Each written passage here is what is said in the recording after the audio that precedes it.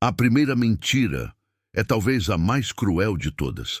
A doutrina do fogo eterno. A igreja ensina que, se você morrer em pecado mortal, você será condenado a sofrer torturas infinitas por toda a eternidade, sem fim, sem esperança, sem a mínima possibilidade de redenção para sempre. Essa ideia é apresentada como um ensinamento de Jesus Cristo, como uma verdade bíblica fundamental. Mas há um problema. Jesus Cristo nunca ensinou isso. A palavra que Jesus Cristo usava nos evangelhos, traduzida como inferno, é Gehenna. Gehenna era um lugar real, um vale ao sul de Jerusalém, onde, em tempos antigos, sacrifícios humanos foram realizados. No tempo de Jesus, era usado como um depósito de lixo. Fogo queimava constantemente ali para consumir os dejetos. Quando Jesus Cristo falava de Gehenna, ele estava usando uma metáfora que seus ouvintes entendiam perfeitamente. Ele estava falando de consequências espirituais, não de um lugar literal de tortura eterna. A palavra grega usada nos textos originais é aionios, que significa algo que dura por uma era, um período, não necessariamente para sempre. A tradução como eterno foi uma escolha teológica, não uma necessidade linguística. Rudolf Steiner explicou isso em detalhes. O conceito de fogo eterno, como entendemos hoje, foi desenvolvido gradualmente ao longo de séculos. Santo Agostinho, no século V, foi um dos principais arquitetos dessa doutrina.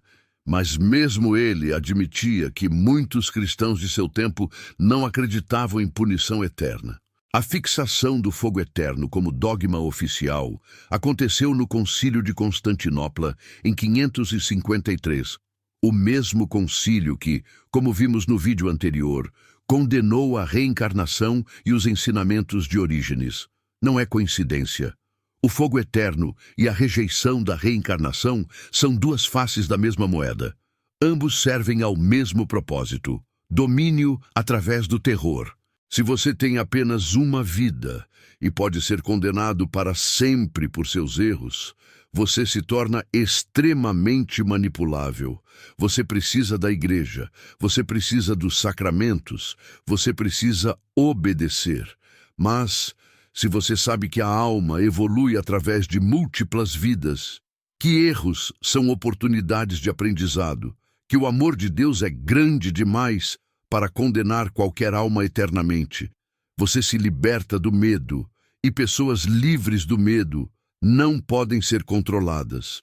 Rudolf Steiner foi claro: a doutrina do fogo eterno é uma distorção espiritual que causou danos imensuráveis à humanidade. Gerações inteiras viveram aterrorizadas. Crianças cresceram com pesadelos sobre condenação eterna. Pessoas no leito de morte tremeram de pavor em vez de encontrar a paz. Tudo por causa de uma falsidade. A segunda falsidade foi oficializada em 1870, há pouco mais de 150 anos. O dogma da infalibilidade papal. A doutrina afirma que, quando o sumo pontífice fala ex-cátedra, ou seja, oficialmente sobre questões de fé e moral, ele não pode errar. Suas declarações são infalíveis, protegidas por Deus de qualquer erro.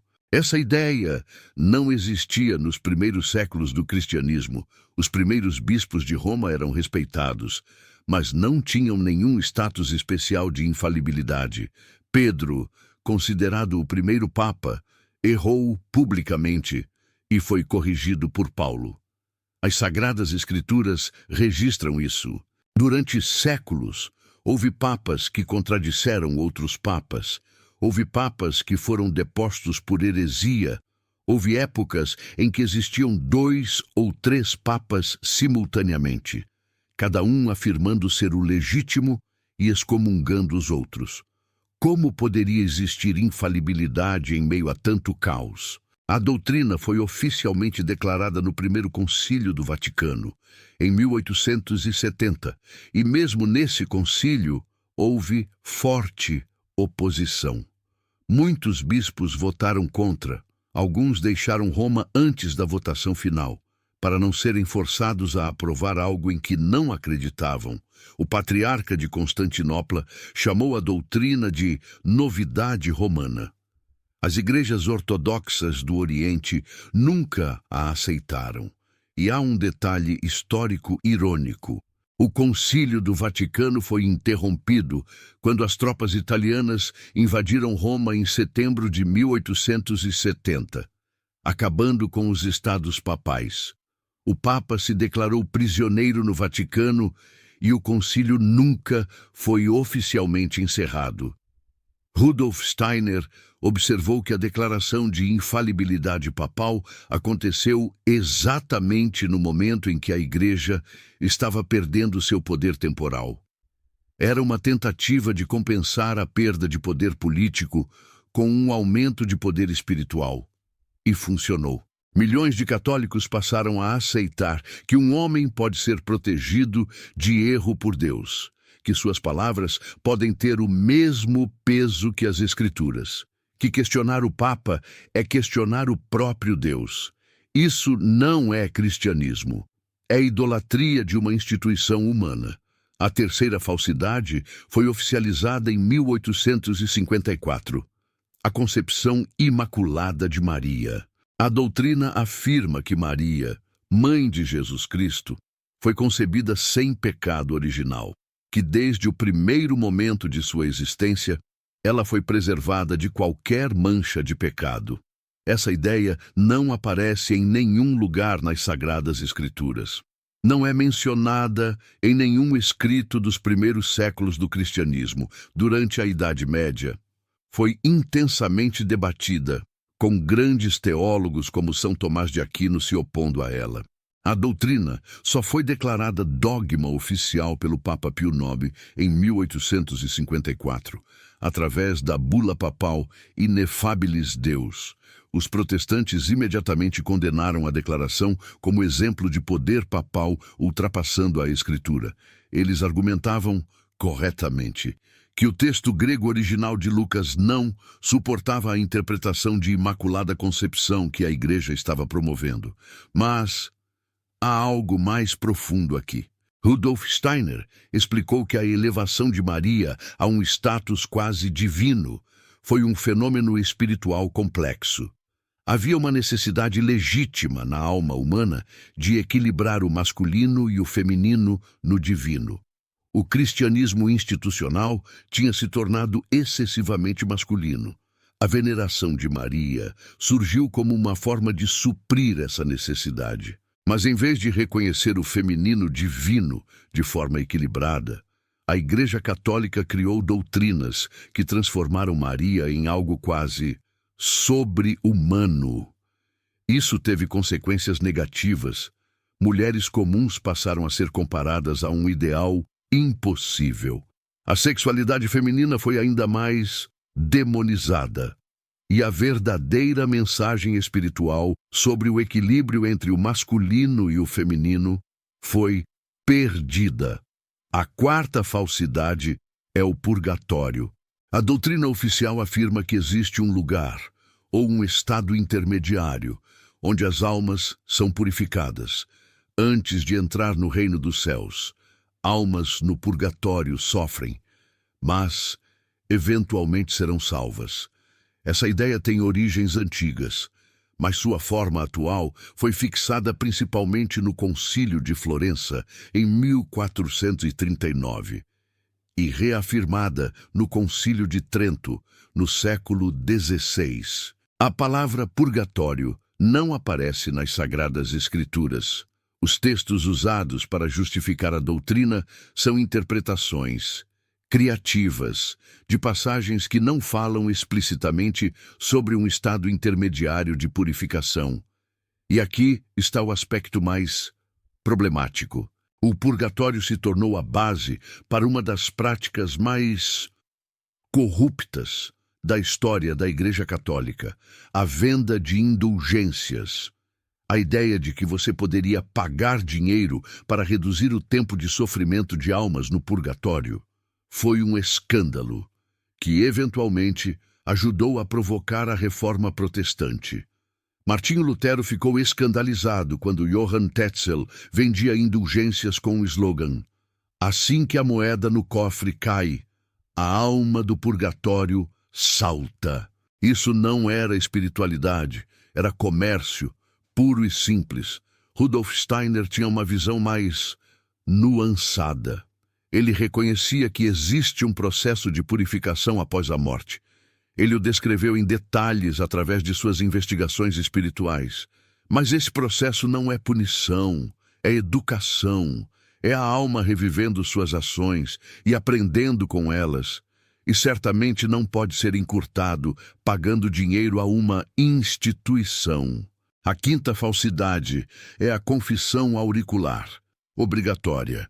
A Igreja Católica ensina que os católicos devem confessar seus pecados a um padre para receber a absolvição, que o padre tem o poder de perdoar pecados em nome de Deus. Essa prática não existia no cristianismo primitivo. Nos primeiros séculos, a confissão era pública e comunitária, não privada e individual, e era reservada para pecados graves, não para faltas cotidianas. A confissão privada a um padre começou a se desenvolver na Irlanda, por volta do século VI, através da influência de práticas monásticas celtas. Gradualmente se espalhou para o resto da Europa, mas só se tornou obrigatória no Quarto Concílio de Latrão, em 1215. Nesse concílio, foi decretado que todo católico deveria se confessar a um padre pelo menos uma vez por ano. Pense nisso. Durante mais de 1000 anos, o cristianismo existiu sem confissão obrigatória a padres. Os primeiros cristãos oravam diretamente a Deus. Confessavam seus pecados uns aos outros na comunidade. Não precisavam de um intermediário ordenado. Rudolf Steiner apontou que a confissão auricular criou um sistema de domínio extraordinário. O padre que conhece seus segredos mais íntimos tem poder sobre você. A Igreja Católica, que centraliza essas informações, tem conhecimento sobre comunidades inteiras. Não é coincidência que a Inquisição se desenvolveu na mesma época em que a confissão obrigatória foi instituída. A informação obtida nos confessionários frequentemente alimentava processos por heresia. A sexta falsidade é a intercessão exclusiva dos santos. A Igreja Católica ensina que você deve rezar aos santos, para que eles intercedam por você junto a Deus. Que existe uma hierarquia espiritual, onde santos específicos têm poder sobre áreas específicas da vida. Essa prática surgiu gradualmente nos primeiros séculos, inicialmente como veneração de mártires, mas foi se transformando em algo muito mais elaborado. A canonização formal de santos só foi centralizada no Sumo Pontífice no século XII. Antes disso, santos eram proclamados localmente, muitas vezes com base em lendas e tradições duvidosas. E a ideia de que você precisa de um intermediário entre você e Deus contradiz diretamente ensinamentos do próprio Jesus Cristo. O Mestre ensinou seus discípulos a orar diretamente ao Pai. Não mencionou necessidade de intermediários celestiais. Rudolf Steiner reconhecia a realidade dos seres espirituais. A antroposofia descreve hierarquias angelicais em grande detalhe, mas ele deixava claro que cada alma tem acesso direto ao mundo espiritual. Não precisamos de intermediários humanos ou santos canonizados para nos conectar com o divino. A sétima falsidade é o celibato clerical, obrigatório. A Igreja Católica ensina que padres devem permanecer celibatários, que o casamento é incompatível com o sacerdócio. Mas Pedro, o primeiro sumo pontífice segundo a tradição católica, era casado. As Sagradas Escrituras mencionam sua sogra. Outros apóstolos eram casados. Paulo, que era solteiro, explicitamente afirmava que o celibato era um dom especial. não uma obrigação. Durante os primeiros 1000 anos do cristianismo, padres podiam se casar. Bispos frequentemente eram homens casados. O celibato era valorizado por alguns, mas não era obrigatório. A obrigatoriedade do celibato foi imposta gradualmente, com resistência significativa. O primeiro e o segundo concílio de Latrão, nos séculos XI e XII, foram cruciais nesse processo, mas mesmo depois disso, a regra era frequentemente ignorada. Por que a Igreja Católica insistiu no celibato? Havia razões práticas. Padres casados tinham filhos, filhos herdavam propriedades. A Igreja Católica perderia terras e riquezas para famílias de clérigos. O celibato obrigatório garantia que a propriedade da Igreja Católica permanecesse com a Igreja Católica. Rudolf Steiner observou que o celibato forçado criou distorções profundas na sexualidade humana. Energias que deveriam fluir naturalmente foram reprimidas. E energia reprimida não desaparece. Ela se manifesta de outras formas, frequentemente destrutivas. Os escândalos de abuso que assolam a Igreja Católica hoje não são acidentes. São consequências previsíveis de uma doutrina que nega a natureza humana. Agora você viu as 7 maiores falsidades. Fogo eterno, desenvolvido no século V, oficializado em 553, dogma da infalibilidade papal, declarada em 1870, concepção imaculada de Maria, declarada em 1854, purgatório, fixado nos séculos XV e XVI, confissão auricular obrigatória, decretada em 1215, intercessão de santos, sistematizada a partir do século XII, celibato clerical obrigatório, imposto nos séculos XI e XII. Nenhuma dessas doutrinas foi ensinada por Jesus Cristo. Nenhuma existia no cristianismo primitivo. Todas foram criadas por homens, em épocas específicas, por razões que tinham mais a ver com poder do que com espiritualidade. E a pergunta que você precisa se fazer agora é simples. Se a Igreja Católica inventou tantas doutrinas, o que mais ela inventou? O que mais foi apresentado como verdade eterna, quando na verdade era apenas uma decisão humana tomada em um momento específico da história?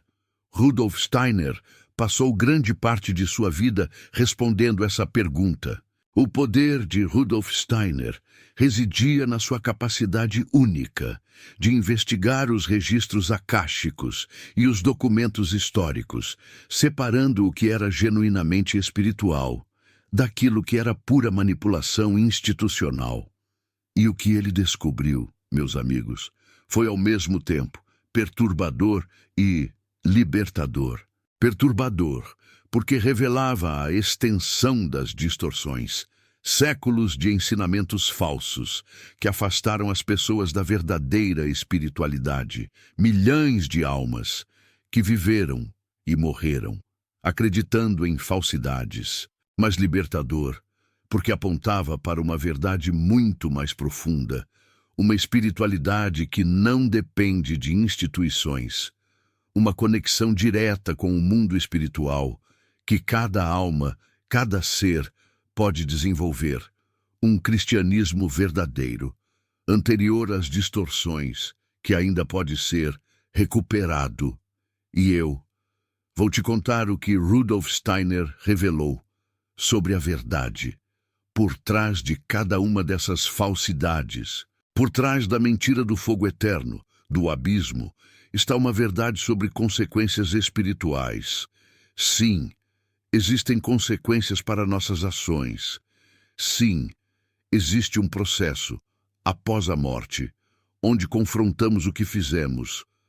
Mas esse processo não é punição eterna, é educação, é a alma aprendendo, através da experiência direta, das consequências de seus atos. Rudolf Steiner descreveu como, após a morte, passamos por um período onde revivemos nossa vida do ponto de vista das pessoas que afetamos. Se causamos dor, sentimos essa dor, Se trouxemos alegria, sentimos essa alegria. É um professor perfeito, não um torturador eterno. E esse processo tem um fim. A alma aprende, se purifica e, eventualmente, se prepara para uma nova ressurreição, uma nova encarnação, onde pode aplicar o que aprendeu. Não há condenação eterna, há evolução contínua. Por trás da falsidade do dogma da infalibilidade papal está uma verdade sobre autoridade espiritual. Sim, existem seres espirituais mais evoluídos que podem nos guiar. Sim, existem mestres que alcançaram níveis de consciência que nós ainda não alcançamos. Mas nenhum ser humano encarnado é infalível. Todos estamos em processo de evolução. Todos cometemos erros. Todos aprendemos. A verdadeira autoridade espiritual não vem de um cargo institucional, vem do desenvolvimento interior. Um sumo pontífice pode ser espiritualmente desenvolvido ou não. Um sertanejo analfabeto pode ter alcançado níveis de evolução espiritual que muitos hierarcas nunca alcançarão. Rudolf Steiner enfatizava que a era da autoridade externa está terminando.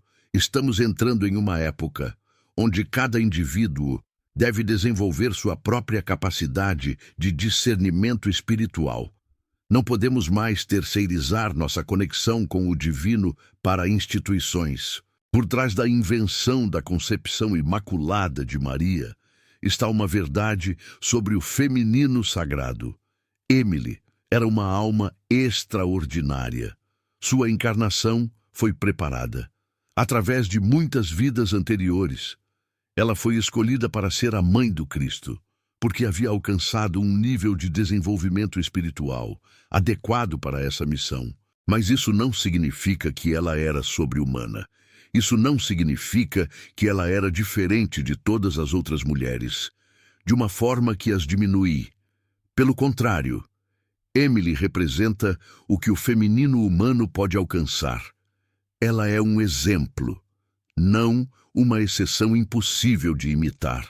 Rudolf Steiner descreveu Emily com profundo respeito, mas também com clareza. Ela era uma alma em evolução, como todas as almas. Sua grandeza não estava em ser isenta de pecado desde a concepção, mas em como ela desenvolveu suas capacidades através de trabalho espiritual, ao longo de muitas existências. Por trás da ilusão do purgatório está uma verdade sobre purificação espiritual. Sim, existe um processo de purificação após a morte. Rudolf Steiner o descreveu em grande detalhe. A alma passa por experiências que a purificam de seus apegos materiais e a preparam para a existência em esferas mais elevadas. Mas esse processo não é localizado em um lugar específico. Não é governado por uma economia de sofrimento, onde indulgências podem ser compradas e vendidas, e não depende de orações de pessoas vivas. Embora conexões de amor entre encarnados e desencarnados existam e sejam significativas, a purificação espiritual é uma lei natural do cosmos espiritual, não um sistema administrado pela Igreja. Por trás da fantasia da confissão auricular está uma verdade sobre a importância de reconhecer nossos erros. Sim, há poder em admitir o que fizemos de errado. Sim, compartilhar nossas falhas com outros pode ser parte do processo de cura. Mas isso não requer um intermediário ordenado, não requer um sistema institucionalizado. Rudolf Steiner ensinava práticas de autoanálise e revisão que permitem que cada pessoa trabalhe conscientemente com seus erros. A retrospectiva noturna, por exemplo, onde você revisa seu dia de trás para frente, é uma forma de confissão diária a si mesmo e ao mundo espiritual. E a absolvição verdadeira não vem de palavras pronunciadas por um padre, vem da transformação interior, vem de aprender com o erro e não repeti-lo. Vem de reparar o que pode ser reparado e aceitar o que não pode. Por trás da invenção da intercessão de santos está uma verdade sobre a comunhão entre os mundos. Sim, existem seres desencarnados que podem nos ajudar. Sim, existe conexão entre o mundo físico e o mundo espiritual. Mas essa conexão não é monopolizada por santos oficialmente canonizados. Seus próprios ancestrais, seus próprios amados que já partiram, podem estar mais próximos de você e mais dispostos a ajudá-lo do que um santo que nunca conheceu. E mais importante ainda, você pode desenvolver sua própria conexão direta com o mundo espiritual. Não precisa de intermediários. Rudolf Steiner descreveu hierarquias de seres espirituais em grande detalhe: anjos, arcanjos e seres ainda mais elevados. Mas ele também enfatizou que cada ser humano tem um anjo guardião pessoal. Cada pessoa tem acesso direto à orientação espiritual. A igreja não é necessária como intermediária. Por trás da farsa do celibato obrigatório está uma verdade sobre a relação entre sexualidade e espiritualidade. Sim, existem práticas espirituais que envolvem transmutação de energia sexual. Sim, algumas pessoas são chamadas a viver em celibato, como parte de seu caminho espiritual específico. Mas isso é uma vocação individual, não uma imposição institucional. E o casamento, a sexualidade dentro de relacionamentos amorosos, tem seu próprio valor espiritual. Não é inferior ao celibato, é diferente, com seus próprios desafios e suas próprias oportunidades de crescimento. Rudolf Steiner era casado. Muitos dos grandes mestres espirituais da história eram casados. O Buda teve um filho antes de renunciar. Jesus Cristo, como vimos em outros vídeos, provavelmente também era casado, embora a igreja tenha tentado esconder isso. A ideia de que sexualidade e espiritualidade são incompatíveis é uma distorção que causou enormes danos. Rudolf Steiner trabalhou para corrigir essa distorção, mostrando como todas as dimensões da experiência humana podem ser integradas no caminho espiritual. Agora, pare um momento e considere o impacto coletivo dessas 7 falsidades. Não estamos falando de pequenos enganos ou interpretações que geram debate. Estamos falando de um sistema completo de domínio espiritual, construído ao longo de 2 milênios. Imagine as gerações que viveram aterrorizadas, paralisadas pelo terror do fogo eterno, crianças atormentadas por pesadelos de condenação, pessoas no leito de morte, tremendo de pavor. Em vez de encontrar a paz, famílias destruídas pela culpa religiosa. Milhões de almas que poderiam ter vivido em amor e confiança, mas que viveram em medo e submissão. Pensem nas mulheres, ensinadas a se verem como inferiores, por não conseguirem se comparar a uma Maria sobre-humana. Gerações de esposas e mães, carregando a culpa por não serem santas o suficiente. A feminilidade demonizada, a sexualidade tratada como pecado. Imaginem os homens, forçados ao celibato contra a sua própria natureza, as distorções psicológicas que isso gerou, os abusos resultantes da energia reprimida, as vítimas, que sofrem até hoje as consequências de uma doutrina antinatural. Pensem nas fortunas pagas em indulgências, famílias que empobreceram, tentando comprar a salvação dos seus entes queridos, riquezas que deveriam ter construído escolas e hospitais, mas que, em vez disso, construíram palácios para bispos. Pensem na dependência espiritual que foi criada. Bilhões de pessoas ao longo da história que nunca souberam que podiam se conectar diretamente com o divino, que sempre precisaram de intermediários, que nunca desenvolveram sua própria capacidade de discernimento espiritual. Rudolf Steiner via tudo isso com uma clareza devastadora. Ele entendia que essas falsidades não foram necessariamente criadas por pessoas más. Muitos dos que as formularam acreditavam estar fazendo o bem, estavam respondendo a necessidades reais de suas épocas. Estavam tentando manter a ordem, preservar a fé, proteger a instituição, mas boas intenções não justificam falsidades. E as consequências dessas distorções foram catastróficas para a evolução espiritual da humanidade. No entanto, Steiner também via que estamos entrando em uma nova era, uma era onde essas falsidades não podem mais se sustentar, uma era onde a consciência humana está despertando para as revelações que foram suprimidas por séculos. A era de Peixes, dominada pela autoridade externa e pela fé cega, está terminando. A era de Aquário, caracterizada pelo conhecimento direto e pela liberdade individual, está começando e você faz parte dessa transição. Cada pessoa que desperta para a revelação enfraquece o poder das antigas falsidades. Cada alma que se liberta do terror abre caminho para outras. Cada indivíduo que desenvolve sua própria conexão espiritual contribui para a transformação coletiva. Agora você conhece as 7 falsidades e as revelações que elas distorceram. Mas isso não é apenas informação histórica. Tem implicações práticas para a sua vida hoje. Se o fogo eterno é uma falsidade, você não precisa mais viver com medo. Pode relaxar no amor de um cosmos que quer a sua evolução, não a sua punição. Se o dogma da infalibilidade papal é uma falsidade, você não precisa mais terceirizar sua espiritualidade.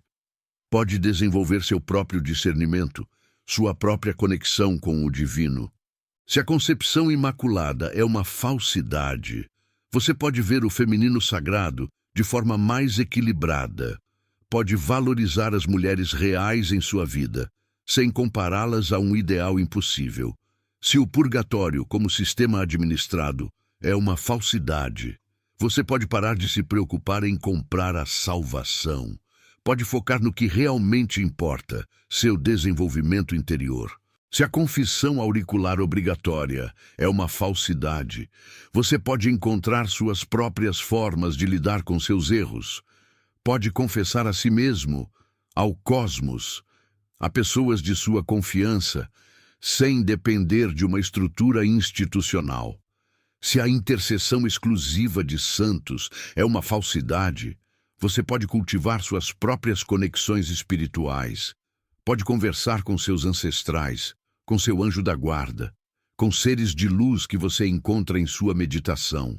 Se o celibato obrigatório é uma falsidade, você pode integrar sua sexualidade e sua espiritualidade. Pode ver seus relacionamentos íntimos como caminhos de crescimento, não como obstáculos. Isso é libertação.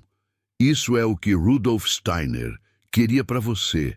Não uma nova dependência, não uma nova igreja, mas liberdade espiritual verdadeira, a capacidade de pensar por si mesmo, de investigar por si mesmo, de se conectar com o divino por si mesmo. Se você chegou até aqui, sua alma está pronta para essa liberdade. Acabamos de percorrer 2000 anos de história, desmascarando 7 falsidades fundamentais que moldaram a consciência do Ocidente. Você viu as datas, os concílios, as decisões humanas, por trás de doutrinas apresentadas como verdades divinas. E você viu as revelações mais profundas que foram distorcidas. Se esse conhecimento libertou algo em você, se você sentiu o peso do medo religioso começar a se dissolver, considere apoiar este trabalho através do Super Thanks. Não é sobre mim, é sobre manter essa revelação circulando. Cada vídeo que revela o que foi escondido encontra resistência, algoritmos que suprimem, denúncias organizadas, críticas de pessoas que preferem permanecer na ilusão confortável. Quando você clica naquele coração dourado, você está dizendo que a revelação importa, que não aceita mais viver com base em falsidades de 2000 anos. Você se torna parte de um movimento de despertar e agora quero saber de você. Qual dessas 7 falsidades te afetou mais?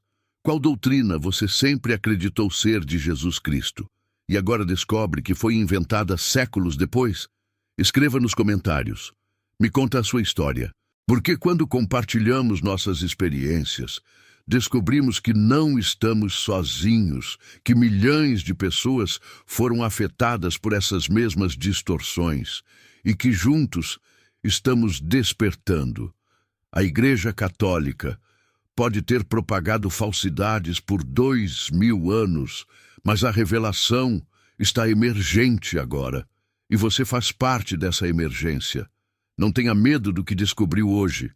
Tenha gratidão, porque a revelação, mesmo quando dói, é sempre libertadora. Rudolf Steiner dizia que a revelação é mais importante do que qualquer tradição, qualquer instituição, qualquer conforto. E ele estava certo. Você acabou de dar um passo enorme em direção à sua liberdade espiritual. Continue caminhando. O mundo espiritual está te apoiando e nós estamos aqui, revelando o que foi escondido, para que você nunca mais precise viver na ignorância. A era das falsidades está terminando. A era da revelação está começando. Bem-vindo ao despertar.